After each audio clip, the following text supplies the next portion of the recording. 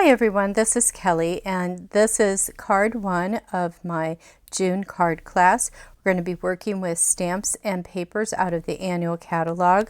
The set we're using today is called Natural Prints. It's the Natural Prints bundle. We're using the stamps, not necessarily the dies. We're going to be using the Designer Series paper. This also comes with a fabulous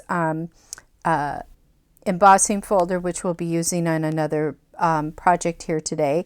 But the whole suite itself came to $76.75. It's really a nice value, but I have used this so much, I just love it. We are also going to be using some papers that are in the back here on the DSP. We're going to be using the Pretty Prints. It has the same designs, but it has it in purples, greens, a turquoise, and the Calypso Coral color. So this would be Gorgeous Grape, Evening Evergreen, Coastal Cabana, and Calypso Coral. Okay, so let's get started. I'm just going to move this out of the way and I'll show you our first card. Our first card is a fun fold. It's really a nice little Z-fold card. It looks harder than it is. The measurements on here are very simple. This is cut at 9 inches by 5.5. Okay, we scored at 1 7/8, 4 7/8, and then we created the Z-fold. Okay, the Designer Series paper are just below that, and then we have some simple stamping. We used a 2 1/4 inch circle die and a 2-inch circle die for our sentiment. You do not have to stick with a circle if you do not want to, but that's what I have in my kit for today. We have some Coastal Cabana gems on here. Again, if you do not want to do gems, that is perfectly okay. You know, it's really personal preference after a while what you like. The gems that I used happen to be just regular rhinestones that I used my Coastal Cabana or Bermuda Bay. Did I use Bermuda Bay? I think I might have used Bermuda Bay on the actual rhinestones to go on here so that they would match. So let's get started. And this is what the envelope looks like. That is the back. That's the front. And then again, this is what the inside looks like. So we'll be coming back to that here shortly. In the packet, you will receive your envelope, and then you will receive the card base. It's actually already folded because I needed to get it into the envelope. And the first thing we want to do is we want to just true these up. They might be a little bit off just because I fold them quick, but you can true them up by just holding them in place and running your folder over them. So now that this is trued up, we're just going to put that aside for a second. We're going to do our stamping first. Okay, so we need to stamp our envelope, we need to stamp our inside area of our card, and our sentiment. So let's get going. We're going to start with our sentiment, and I'm using the Coastal Cabana, and this is a very simple stamp, just says hello there. Can be used for anything. It doesn't have to be a fancy thing.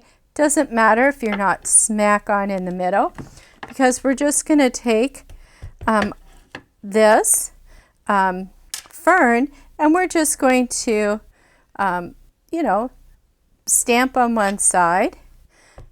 We're going to stamp a little bit over here, like it looks like we meant to do this like this. So when it's layered, you don't really notice that hello's not in the right place. That just fixed my mistake for not being in the middle. But if you're in the middle, that's fabulous. Okay, let us stamp our inside piece. And so what I did for this is I stamp once, lift up, and then all I did was just stamp it a second time, but turn it to the side a little bit. So it gives it kind of a shadow effect. And you can do it up or down, however you please. And we're going to do the same thing with our envelope here. You'd be surprised how quickly this whole thing goes together. So I'm going to stamp, and now I'm going to stamp this way. And there's my envelope. And I like to do the back side too. If you've got it, stamp it. Okay. So there we go. So now those are all stamped, and now it's assembly time. This is a very quick card, quick and easy. It just looks like it might be a hard thing to do, and it is absolutely one of the easiest cards. The longest thing it's going to be is if you had to cut out the paper, but that's been done for you. So I just put some adhesive on the back with my seal, and I'm going to put this. I'm not going to put that in first. I am going to put this strip in first. So this strip is going to go on the inside of my card base. Excuse me. Okay, and you determine if you want everything to go up and down. I like it to go up and down a certain way. So I turn this upside down and to the side so that I can try to get an equal amount all the way around. I'm going to put this down. Okay. Now I'm going to put this piece in. Okay. The trick is we want to make sure that this is what's showing on the outside, so I do that piece first. Okay. And let me put this in. Now I'm going to take this probably right to the crease. So there's a little bit of room between this and this, but I can still fold it. And then I'm just going to adhere my other designer series papers to the front. And this is 1.5. Well, yes, it's 1.5 by 5 1/4. This piece was 1 1/4 by 5 1/4. So this one goes on the front. I try to make them look pretty lined up, like I meant it to look like that. Okay, and then this piece here is 2 3/4 by 5 1/4. We're just going to put that in. I love it when this thing works. Sometimes it wants to work better than other days, and then some days it wants to be silly. It usually has to go with the humidity in the area. Okay, so for this one, what I want to make sure I'm doing is kind of lining up with that. And I also want to have some space along here.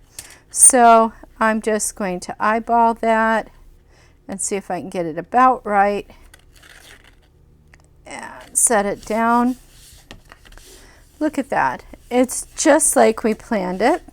And the last thing we have to do here, and you can actually pump this one up with dimensionals if you like.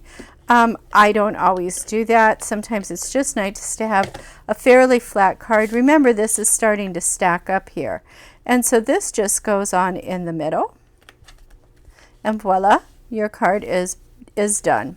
Okay, and now I got a little bit excited with my adhesive, so I don't want this sticking all over the place. So I'm using this art eraser, and it literally will pick up the glue.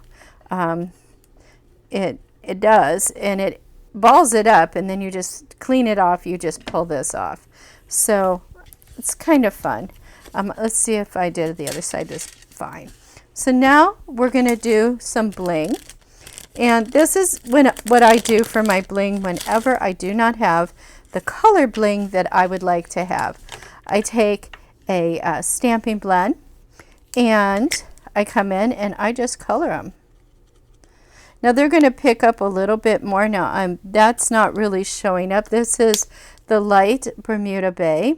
So let me grab the dark one real quick, and we'll try that one. I think it will give us the results we really want to see. We just want something sort of to look like what we have for the paper. And I do 3. I usually do an odd number. Now you can do 5, whatever is pleasing to you, or you can leave them off completely. You can use some, what was I going to say? You can use, well, you could use sequins. This is, oops, that went a flying. Let's see if I can get it. I poke things all over the place. So I'm going to put one of these on here because I want a little bit of bling there.